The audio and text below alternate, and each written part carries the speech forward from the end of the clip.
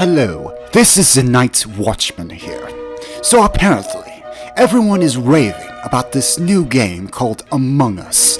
I was first encouraged to play it when some friends on Discord recommended it to me, and I quickly downloaded it onto my phone to play it with them. Not only that, but soon after, I was bombarded in my recommended feed with a whole slew of Among Us related videos. And you know, when Matt Packets is slimy, grimy mitts on something, you know it's basically become another stupid fad.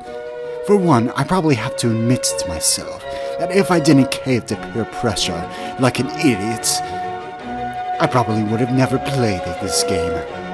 Why is it that you may ask? Well, to be completely honest, when the novelty of playing the first couple of times wore off, I was left with a painfully shallow and repetitive experience that didn't provide much incentive to continue playing, other than the obvious, and that I will get to later.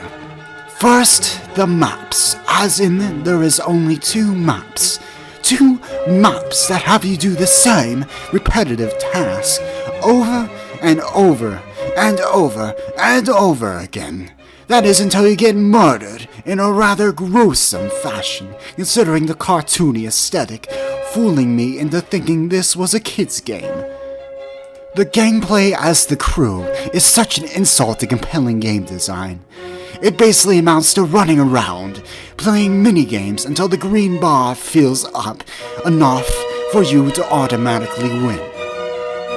Okay, wouldn't it make more sense, given the context of the situation, to actually escape the ship? How does completing all the chores that go into managing a spaceship going to stop a rampaging shapeshifter? Why eject the suspect into space? Why not just kill them on the spot? Shouldn't the astronauts be able to pick up weapons to defend themselves? The overall setup makes no sense, and is so lazy and contrived that having a bonobo flinging poo at a wall would make considerably more effort. Suspending my disbelief further, the voting is beyond tedious. Everyone has to vote, otherwise you have to wait a total of 2 minutes tops before the results are even tallied. And you can tell by now that this game attracts griefers and trolls like moths to a flame. Furthermore, let's be frank here. That emergency meet button breaks the game. Not only can some asshole griefer just press it right off the bat for shits and giggles, or simply just a paranoid idiot that wants to eject someone for standing still for too long, the whole flow of the game comes to a grinding halt because of these people, and it is one of the biggest reasons the game can't truly live up to the hype of it being an interactive, mystery survival horror experience of being hunted down one by one. The only reprieve from the monotonous reality of space travel is when you get to play as the imposter, and only when I play as the imposter is when I truly have fun being the most diabolical bastard on the planet. Sneak through vents, sabotage the ship, murder someone in cold blood, and frame it on someone else when the body is found. Actions that would make the spy from Team Fortress 2 double take. I know it's just a game, but sheesh, this game can be brutal, and I'm guilty to admit that I had the most fun as the imposter. Not a good sign when the most fun part of gameplay boils down to a lottery choice. But why is this game so popular, you may ask? The answer is obvious.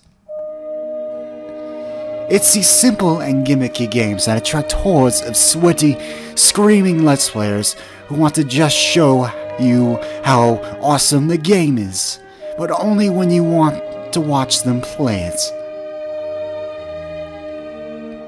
It's a good vehicle for getting a shitload of views on Twitch streams, and it may be fun to watch these buffoons play it, but you will be disappointed that the game loses its luster when there is no one screaming into the microphone about how they are totally not the source. Of course, This will also be followed by memes, parodies, animations, and music videos, and a whole host of parasitic YouTube channels that shamelessly surf off the hype instead of doing anything original. Sooner or later, the fad will die down and we can go back to playing more substantive games like Hollow Knight.